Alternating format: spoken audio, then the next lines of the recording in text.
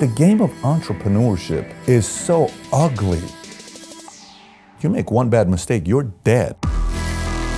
The business world, it's a very mafia-esque type of a business. If you look the other way, just because you just made $1 million in a month and you start getting very arrogant, boom, you're wiped out. If the vision's crystal clear and then you know how to sell it, the rest is history. I'm running a business and I'm competing in a marketplace, a $5 trillion industry. How is that even possible for a guy like me, an immigrant? I like immigrants because immigrants have a chip, they have a point to prove. People that were born in America, you guys have no clue what gift is being given to you. Being raised in Iran, I missed the part of being playful. We were in war and all we're hearing is the whistles.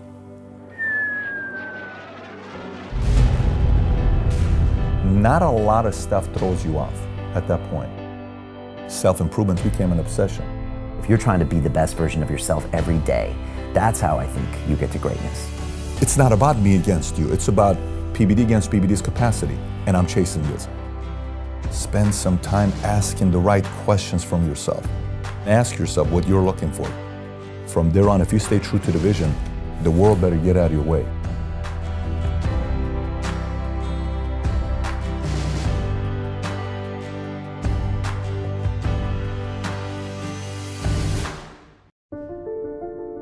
They say that the human race is doomed, that we have lost touch with our true nature, that the media has corrupted us, and that the planet has no future. I disagree. I believe that humanity is full of hope, and that our salvation lies within each one of us. My name is Brian Rose, and my job is to listen, the oldest method of learning known to man. Each week I seek out individuals that are changing the world, people who are living and thinking in a different way. Their stories will challenge your beliefs, make you question your choices, and perhaps inspire you to change. I never planned on doing any of this, but now I can't stop. Join me on this mission and make humanity something we can all be proud of.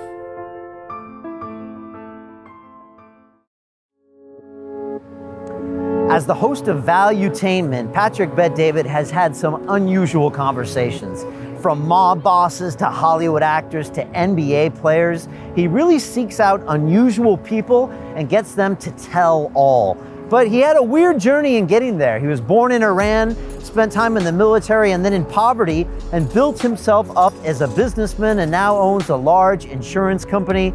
But he really is about teaching people how to get to the next level in business, and it's all about going inside.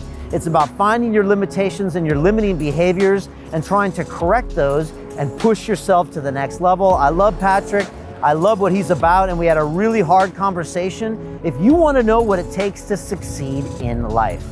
And at London Real, we push people every single day in our academy to succeed, whether they want to start a business from scratch in 8 weeks, whether they want to publicly speak, or they want to broadcast themselves with their own podcast. We do all of that. This is a little bit more about it. London Real doesn't stop when the conversation ends. You see, that's when we get started. Because everything begins with a thought, and then comes the action. The London Real Academy is our global transformation platform. Here we bring together thousands of students from over 75 countries. Whether you want to build a profitable business from your passion, or learn to speak to inspire, or broadcast yourself with your very own podcast, or accelerate your life to become a high-performance person, we have the online accountability course and personal mentoring program that will make your dream a reality. Join us, and we'll take your life to the next level, together. Our next accelerator course is starting soon.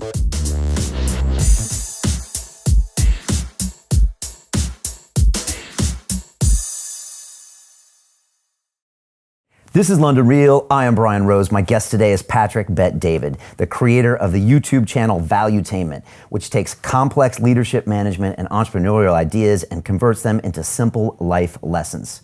After fleeing to America from Iran at age 10, you later joined the military and then went to work in finance before starting your own company, PHP Agency, in 2009.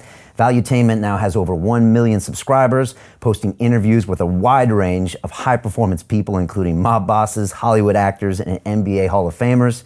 Patrick, welcome to London Real. Yes, good to be here. Great to have you. First of all, how's the city treating you? What do you think of London? What's your perspective? You know, I got to tell you, when I was coming in, everybody's like, oh my gosh, London, you know, they're snobby, they're full of themselves, et cetera, but nice people. I mean, very pleasant, you know, good restaurants, great food.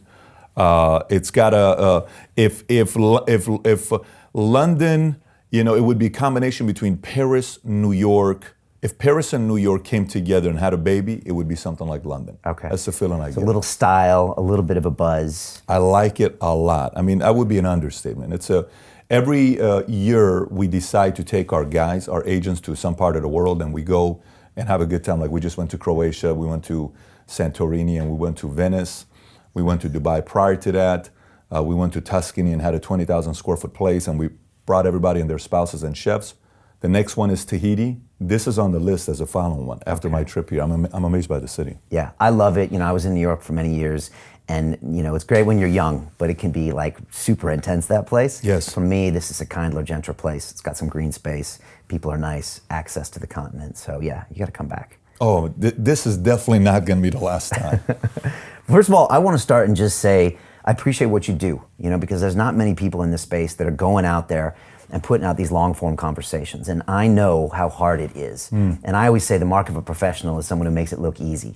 And you make it look easy, but I know it's not. And you're on the road putting out some pretty fantastic, you know, conversations that are out of the mainstream, even the mainstream YouTube podcast audience. And so that's incredible. And before we get into everything, and I want to go deep into lots of stuff, I was wondering, first of all, I'm sure you get asked this, but I want to know, top 3 favorite guests of all time, and how do you choose a guest? So top 3 favorite, obviously Michael Francis has to be on the list because we're very good friends now. Okay, Like and who is he for people that don't know? He is the highest paid mobster since Capone, $2 billion of career earnings. He was making 6 to 8 a week, reporting to Paul Castellano and Serpico. And he had dealings with Gotti, he had dealings with Gravano. I mean, he had dealings with everybody. On the cover of Fortune magazine, 1986, they had the 50 most powerful mobsters in America. He was on that list, the youngest on that list at 35 years old. And so that's Michael Francis. You know, John McAfee was a creative one. It was a different one because John McAfee, the founder of McAfee Antivirus, right? But back to the mobster really quick. Yeah. How can he talk to you about that stuff? You know, it's a question that everyone asks, and it's a question that I ask myself. I think the reason why he can't talk about that stuff today is because Mayor Giuliani did a good job getting rid of the mob. Him and Donnie Brasco, which is AKA Joe Pistone, right? Okay, right. If you've seen the movie Donnie Brasco, Giuliani played the role of trying to get rid of everybody. 4 times he tried to arrest Francis. He couldn't do it. On the last case, Francis was on for like 50 years or 100 years, some number like that, and then he ended up only getting 8 years, and he went and did the time and came back. And then he just says, I'm gonna change my life. And then from that moment on, a lot of people went to prison. So their street credit that they had in the 80s disappeared. Okay. So the mob world of New York, Chicago, Philadelphia today isn't what it was in the 80s. 80s was peak. 80s was, they had judges bought, they had cops bought, they had chief of the police department bought, they had congressmen, senators bought, they had people at the top bought, they had, you know, even in the earlier 40s, they had J. Edgar Hoover bought. They had a lot of these guys bought. And when you have things on them, the powerful people, you have info on them, you can move a lot of things. Today, they don't have that same pull. So for him to talk about it openly, there's not really anybody in the marketplace that's going to do anything about it because everybody's in their 70s and their 80s or they're dead. Okay, so the other mobsters don't care, and then the feds and the government doesn't care to put him away so he can talk. It's not that they don't care. Some of them have called me, and they call me, and the phone sounds like an F-bomb for an hour. And I'm being that serious. Law with enforcement. Law enforcement is one, but more mobsters, people who are in the world Okay. of mob. They'll call me and they'll say, you know, the story with this, and I got to tell you with this, and da-da-da-da. I'm like, listen. They want to tell you their version. They want to tell me their version. But they won't go on camera. They won't do it. No, it's Okay. very interesting. But I said, so why don't you come and talk about it? No, I'm not doing that. I'm not doing that. Okay, interesting. So Michael's that part. John McAfee would be another one, because McAfee, you know, very, very different, strange kind of a personality. You know, he was, if social media was around in the early 90s, McAfee would be Dan Bilzerian on steroids. That's what he would have been, because he was so eccentric. You know, if you see some of the stuff this guy, he did an antivirus commercial snorting cocaine and with 20 prostitutes in the video. It's a very weird, and that video went viral. I mean, you can go see it on YouTube. So he sold the company for $100 million. We sat down at his house that he wouldn't give us the address until 2 hours before the interview, and gives us the address. We go to his place. 5 guys there with AK-47s, with M16s. 9 German Shepherds are outside. The entire time with the interview, he's got a gun right here. In the middle of the interview, somebody, you know, knocks on the door. Guy jumps to the door with guns. I'd say McAfee was another one that was interesting. I like Pistone because the story of Donnie Barasco and being an undercover FBI agent. You know, how do you go 6 years and play undercover in the Bonanno family? I mean, you and I may be able to act for an hour, maybe 5 minutes, maybe a day. A great actor can act for Daniel Day-Lewis, maybe 6 months, Last of the Mohicans. He gets into that part. Can you imagine acting for 6 years? Yeah. That's what this guy did. So to be able to speak to that guy and ask him and say, look, you're an FBI agent, okay, for 6 years, but you were so into deep, you're partying, you're having that life. Did you at one point turn and say, you know, you wanted that life more than being the FBI agent? Right. And he gave me the answer, but I didn't believe him. I said, I don't know if I buy it. What did he say? He said, you know, no, I was always an FBI. I take a bullet for you. I take a bullet for him. I take a bullet from Bob. I'm not taking a bullet for a mobster. I said, you know, you seem like, you act more like the mafia right now than Michael Francis does. Because when you speak to Pistone, if you had to sit down right now and you don't know Michael Francis or Joe Pistone, and I tell you, you have to decide who's a mafia, who was a mobster, you'll never say Michael Francis. You'll say Joe Pistone was a former mobster. And Michael's what, more soft-spoken and less the typical gangster you see in the movies? He is so soft-spoken. Interesting. He is so soft-spoken. And that tells you a lot about business too. Yes, and he was going to be a doctor. Like, you went and got MIT, you went through that direction of what you did yourself, you know, as a guy that you do grades and then nobody gets accepted. And like MIT would never accept somebody like me. You go on MIT, you got to be somebody. This guy's going to become a doctor. Michael Francis is getting to become a doctor. His dad goes to prison. He gets upset. He goes to prison and says, I'm not going to be a doctor. Dad's like, what are you talking about? I said, I'm going to be a made man. He says, you're not going to do this life. He says, I'm doing it, Dad. You can't stop me. And then he changes from wanting to be a doctor to being a made man to making $2 billion career earnings. So that's a very interesting dynamic, because what are you going to do? Be a doctor making $300 grand a year while these guys are making $300 grand a week? Yeah. Psychologically, that's tough to accept. Yeah. Right? It's tempting. How do you explain this fascination with the underworld, the mob bosses? If you go to your website, you've got movies to watch, which is great, and you got Casino, American Gangster, great movie, by the way. Yes. The Godfather series, Casino. You know, what is it? Why? Why is that fascinating? Is it the entrepreneurship? You know, I just think there's a big element of that. I think there's a big I mean, I grew up, my family was power plays, right? My mother's side, they were all communists. And so they hated the rich people all the time. Rich people are greedy. I mean, I hated rich people growing up. I had an uncle who was the richest person in our family, and I almost didn't like this guy because my mom hated rich people. And they would talk about how bad rich people were. My dad said they were imperialists. And imperialists, you know, they believe poor people are lazy. So imagine rich people are greedy, poor people are lazy. I mean, these are bipolar type of a relationship, and these guys are fighting all the time. And we had a lot of family politics, and I never liked it. I never liked being bullied. I never liked being pushed around. I never liked those games at all. And so that kind of put me in a position where you had to learn the games people are trying to play with you to try to pin you against somebody. And if you don't know it, you're going to get caught up in the spider web. And all of a sudden, 5 years goes by saying, why didn't I like you? What was the issue here?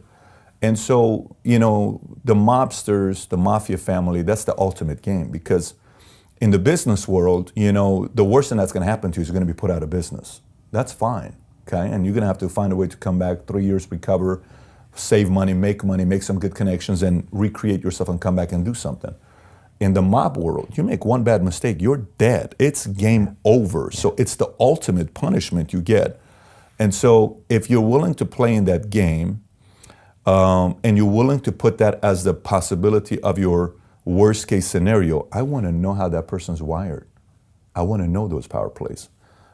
We run a business and we have a lot of enemies. The bigger we're getting, the more enemies we have. People who were my good friends 10 years ago, I hear stuff they're saying behind my back where I'm like, okay, this is all starting to make sense because it's competition. I get it. You want to take a marketplace away from you, and I'm trying to make a name for myself. And we're coming up in an industry, financial industry, insurance industry, where the average agent is a 59-year-old white male, and we are a 34-year-old Hispanic female. That's not normal. We are a very weird company where the CEO is from Iran. What Iranian CEO is going to compete in the financial industry and life insurance? That's a very political, very mafia-esque type of a business. Who's this new regime coming and taking over? So how do you do without stepping on the wrong person's toes and respecting that guy that just wants pure respect? He's not wanting anything from you, just wants you to make sure in the rooms you respect him. All those dynamics you got to learn. Obviously, a lot of mistakes I've made as a rookie CEO coming up, but that's my fascination. And half of your workers more than half are women, more than half are Yes. immigrants as well. Yes. Like you are, like I am now. That's a completely different footprint, like you said, than your competitors. Why? Why do that? Oh my gosh, are you kidding me? The eyeballs of an immigrant, look at the eyes of an immigrant. It's different than somebody that's born in America. I mean, for me, I go to America and I tell them, I speak to people, I'm like, you guys have no clue what gift has been given to you, especially people that were born in America, that they don't know any different. Like they'll get into a debate, and I had a big debate the other day in Argentina with this one guy, and he's just going off about how America sucks, and he's making $1.5 million a year income. I'm like, what do you mean America sucks? I said, can you tell me another place you've lived for 2 years? No. How do you know? I said, so how do you know about another country? It's like the kid who's got a great father that's the disciplinarian bitching to another kid who lost his father in war. What do you mean, about your father's a bad person? I wish I had your father. That's what the kid's saying. So for me, it's like I'm living in America saying, are you kidding me? This country allows a guy like me, 1.8 GPA, parents divorced, street kid, hoodlum, goes to the army. I get out, I get this fascination to want to read books. One guy believes in me, and then I get obsessed, and next thing you know, I'm running a business and I'm competing in a marketplace in a $5 trillion industry. How is that even possible for a guy like me? So that's why I resonate with immigrants. I like immigrants because immigrants have a chip, and I like women in this business because women have a chip. My number one earner is a woman, by the way, Sheena. I like them. They're chippier. They have a point to prove. There's something going on there. Same is true in women's MMA, some of the best fights out there. That's right. They don't have to be there. They really have to push themselves to be there. And when I watch them, I'm just like, wow, these are people that are spirited. They really have to prove themselves. It's so much easier to work with somebody that's got a point to prove. It's so much easier. I mean, look at basketball. You got a guy like Vince Carter. He comes into the gym, jumps 49 inches. Literally jumps out of the gym. The way he jumped and he would do dunks, insanity. They call him Vinsanity, right? And you got a guy like Kobe Bryant that's coming up. He doesn't jump as high as the other guy does. And everybody's thinking Vince Carter's going to have a better career in North Carolina, following Jordan's career. Kobe's got a chip on his shoulder. Puts his number 24. Why 24? Jordan's 23. You're putting one over Jordan, 24. Scores 33,000 points. Obviously doesn't pass Jordan up, but the chip with less talent didn't have Jordan's hands. Look what Kobe does. 20 years with one team he plays. There's something very special about a controlled chip. The key word there is control. Right, and that's been the story of your life. It's been a story of my life because every time the chip's not been in control, I've screwed up, and God knows I've screwed up so many times. Oh my gosh, I've screwed up so many times when my chip has not been controlled. Which looks like what when the chip is not controlled? You get angry, it becomes all about you? Yeah, it becomes all about you and you lose perspective. This is why I don't like alcohol, and this is why I don't like drugs, because you're not in control. A substance is doing that, right? And so imagine, this is why I don't drink coffee, by the way. I don't drink any coffee. Okay. It magnifies the It chip. just makes it bigger. Yeah, I mean, for me, that whole situation of seeing where I go with the rage, and then I see this guy, and I see that rage hurts you and puts you 3 steps back. Listen, you got to control that rage. Right. But it's a good thing that you have this rage, because if we can take this, 97 octane fuel and we put it in the right engine, controlled, oh my gosh.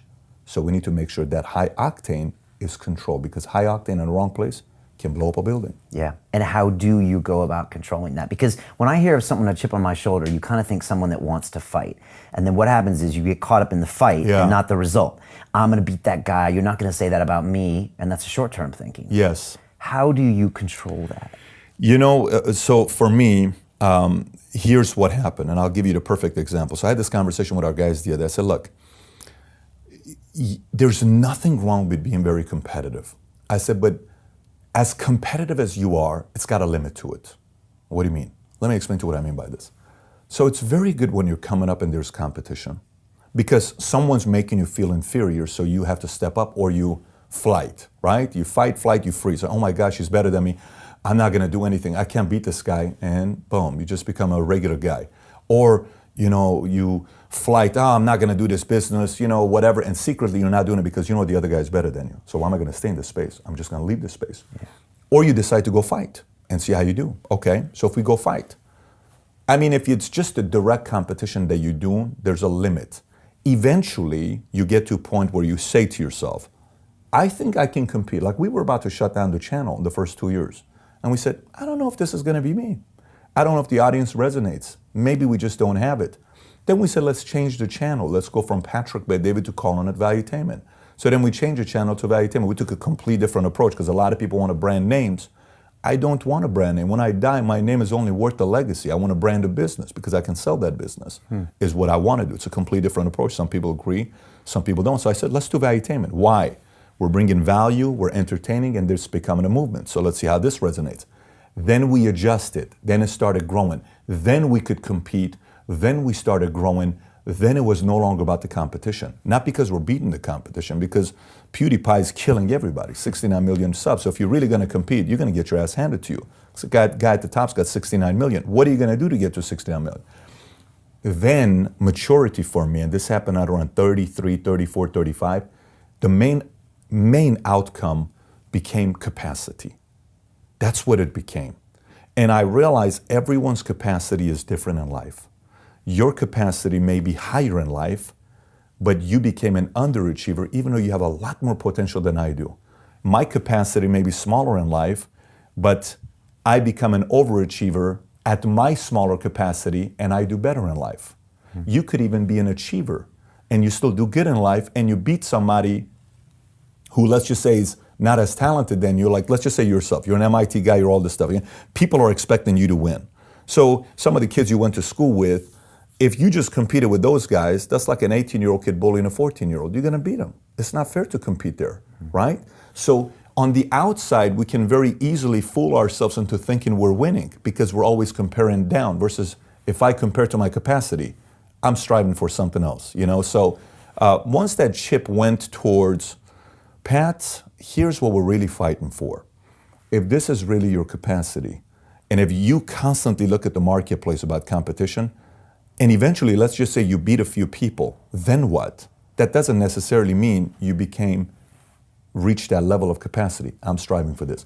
That adjustment in that mindset, believe it or not, helped me have a better relationship with other people, helped me have a better relationship with competitors, because it's not about me against you. It's about PBD against PBD's capacity, and I'm chasing this. And it gave a lot more peace, joy, comfort, not in a comfortable level, but comfort knowing, we're playing a different game now. Yeah. Some of my greatest guests on this show compete with themselves, including Dorian Yates, and he was the guy that always wanted to beat himself. And I think that's why he got to those levels, because it wasn't about that guy or that guy, which also brings weird energy and weird results to the people around you. If you're trying to be the best version of yourself every day, that's how I think you get to greatness. And that sounds like what you're trying to do. I mean, Dorian Yates, I met Dorian Yates in 1999. Oh, wow. Let me tell you, I mean, when I saw Dorian, I have a picture with him and I at Venice Beach, okay? And you'll see this 18-year-old guy that got out of the Army. It was 1999, a 21-year-old guy that got out of the Army. And I'm like, I'm gonna go be Mr. Olympia. That's what I'm thinking to myself. And I see Dorian Yates. And that's a perfect example of a guy that, I mean, his back, the way he built his back, he could pretty much fly. If he jumped off a building and just did a lat spread, that guy could probably fly in the middle of the sky with the way he built his back. Yeah, great story with Dorian Yates. By the way, props to you on that interview. That was an incredible interview, and you were able to take that, the topic deep in areas that not a lot of people take in that space. And I think it was necessary. Somebody needed to do it, and so you spearhead that topic of steroids and growth hormone, and he went there, which is respect to him as well, for willing to be open about it. Yeah, it was great to have him there. We were right place, right time. What do they say? The harder your practice, the more lucky you get. Yes. You know, and so we were there, you know, right when that happened. Tell me more about Valuetainment, because I think from the outside, on the first look, people see it as, okay, simple lessons I can learn if I want to be an entrepreneur. But what I see from you is a guy going through a lot of introspection and asking people to look down deeper inside yourself and saying, okay, what do I really want? What are my core values? What do I have to do to get myself out of these bad patterns, to get that Ferrari, to get that business? And you talked about this time where you went to Malibu Beach and you asked yourself questions. And I've never heard anyone talk about this. And you're sitting there alone asking yourself questions and really digging deep down into your soul as a way to get you to the next level in life and business. And it's not what you'd expect from a guy trying to teach entrepreneurs. Can you talk a bit more about that? Yeah, I mean, it's very emotional. It's very emotional because your life is a combination of different events you've witnessed. Like, you know, there's a part of it that's our DNA, right? Let's just say from the moment you're born, like I have my 3 kids, from the moment they were born, their DNA's been the same. Like the middle one was a charmer. From day one, he was a charmer. Like his teachers would say, he was 2 years old, I can't discipline your son because he just gives me the smile and I have to give him what he wants, right? And my oldest one was always a thinker and observant and very creative, and he liked vampires and scaring people, and he liked to talk about sharks, and he liked scary movies. And my young one, we never told her to pick stuff up or help her brothers out or bring the shoes to me. That's DNA. I don't think that's like parents can take credit. Let me tell you the kind of kids I raised, you know, I don't think that's what it is. So we have a DNA, right? That's our thumb, that's our fingerprint that we have in the world. But then outside of that, there's experiences.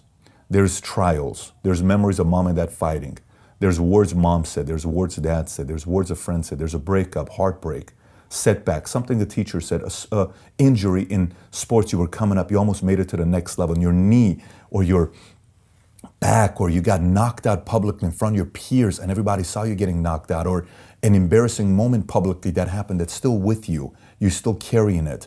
You know, your girl left you for somebody else, your husband left you, your boyfriend left you.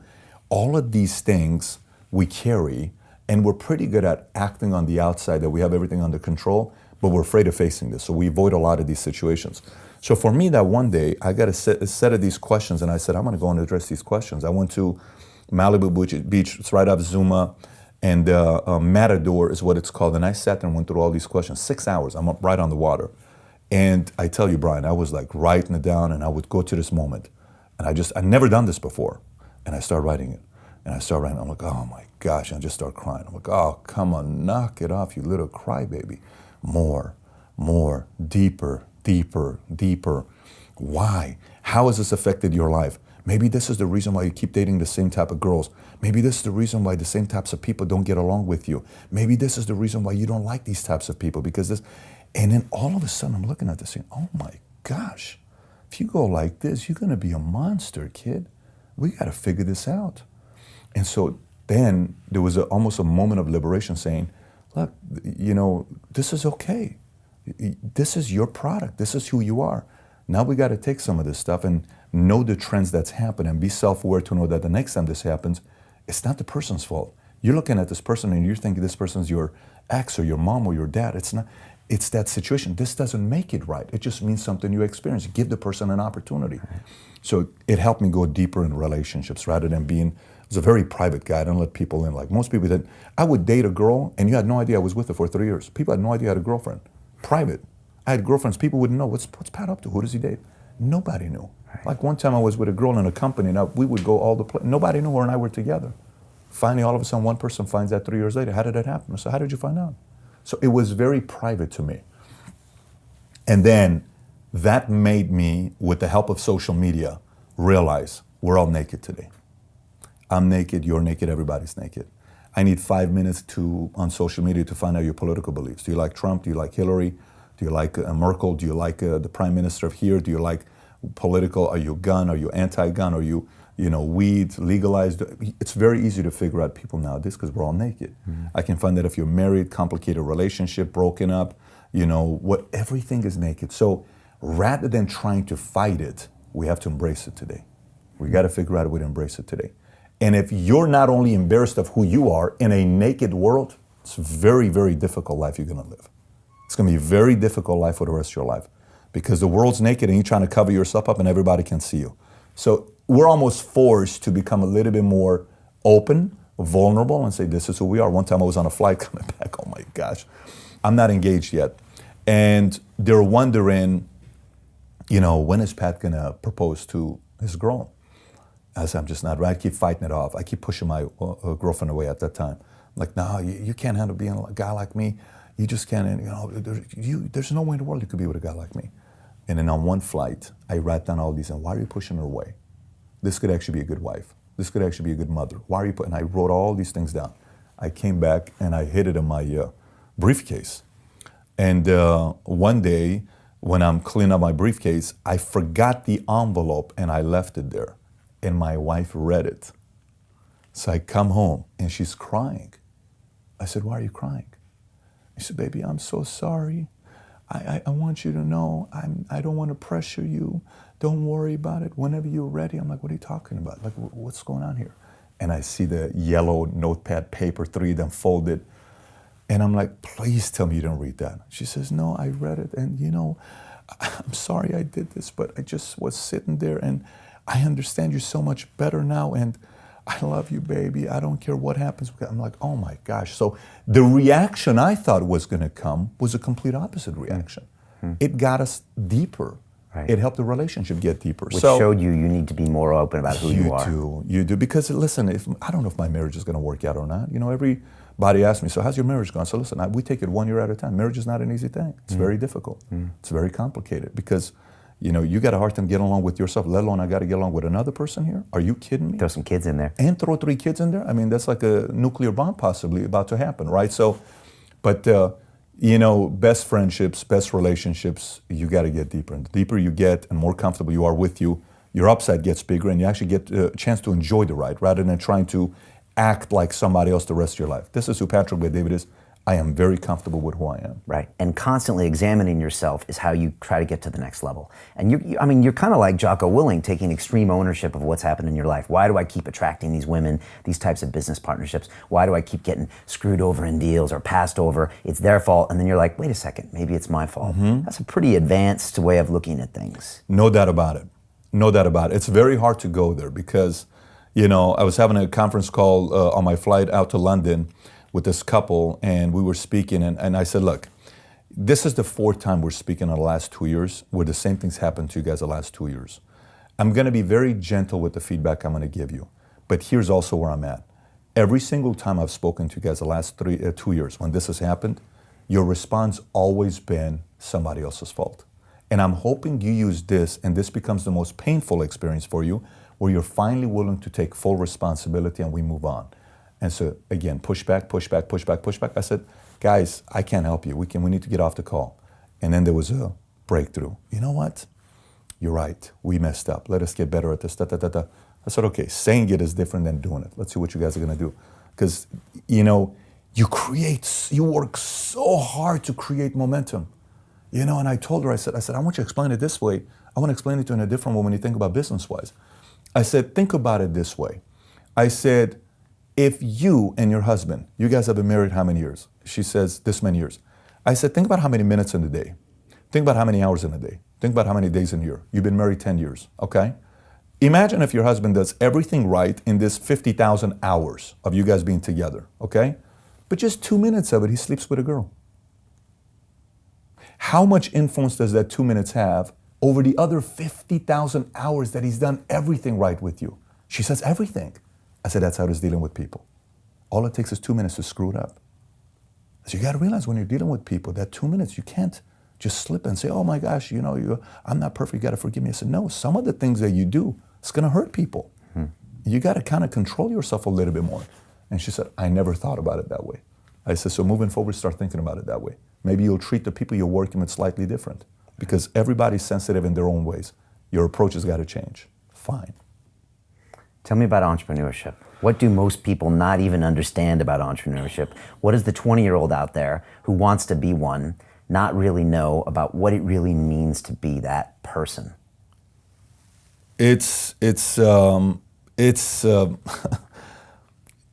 Social media makes it nicer than it is. I'm gonna tell you.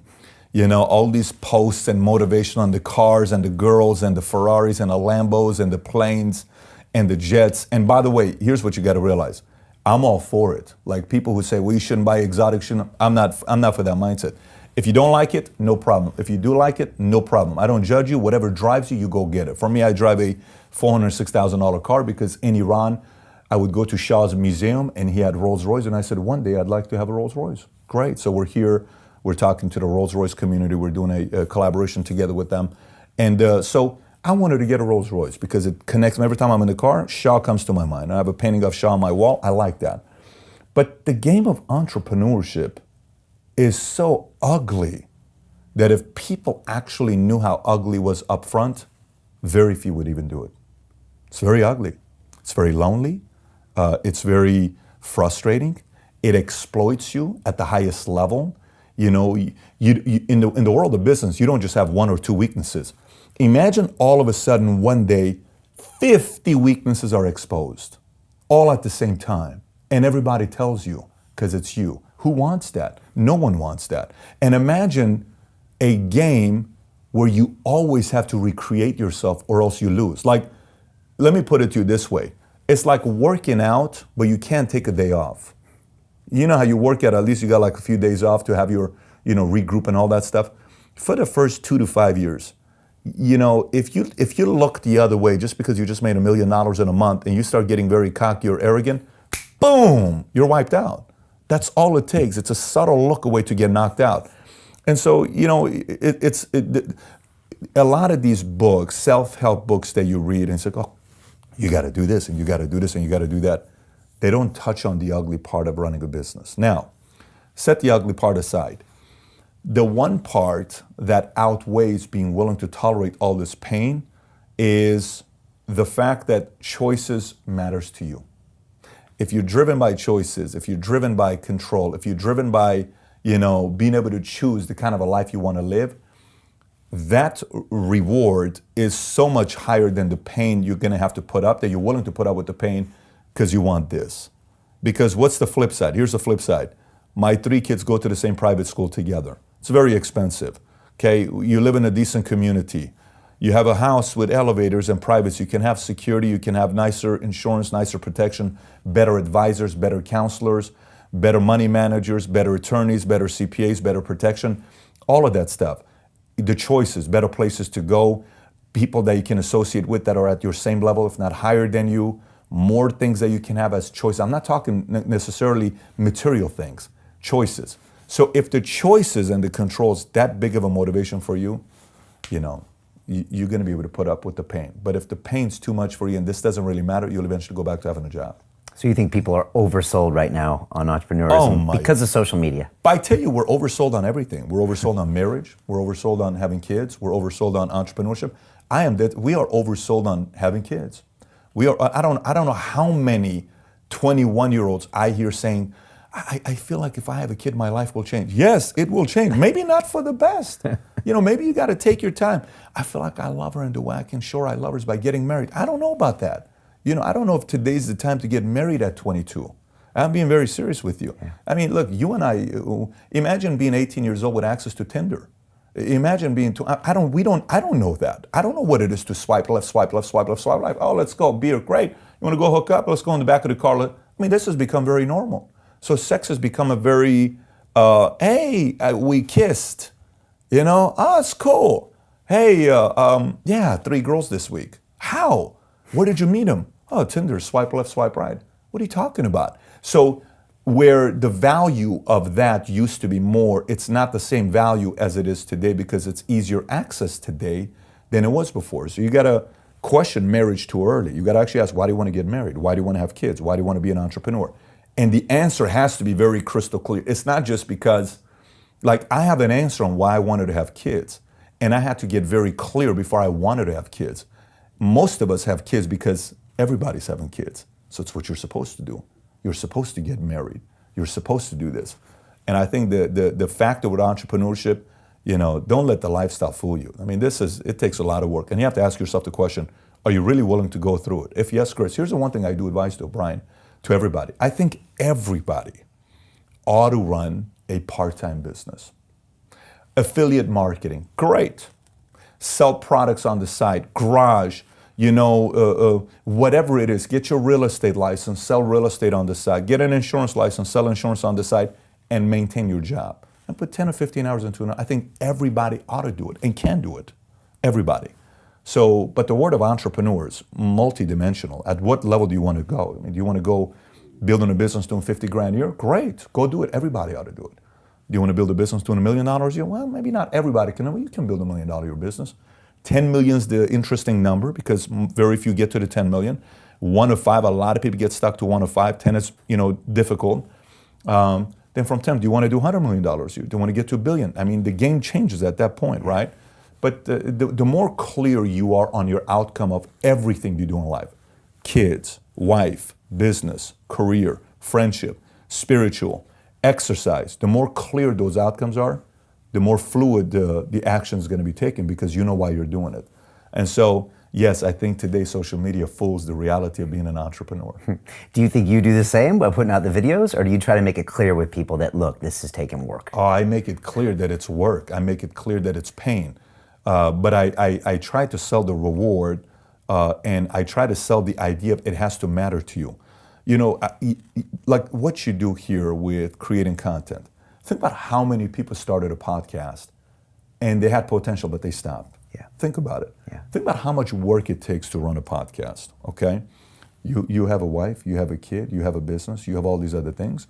Think about the effort it takes. Think about the discipline. Think about the level of consistency to find a guest, to interview, to questions, to research, to content, to all this stuff takes a lot of effort, right? But you're doing it. It's very obvious you're enjoying it and it matters to you.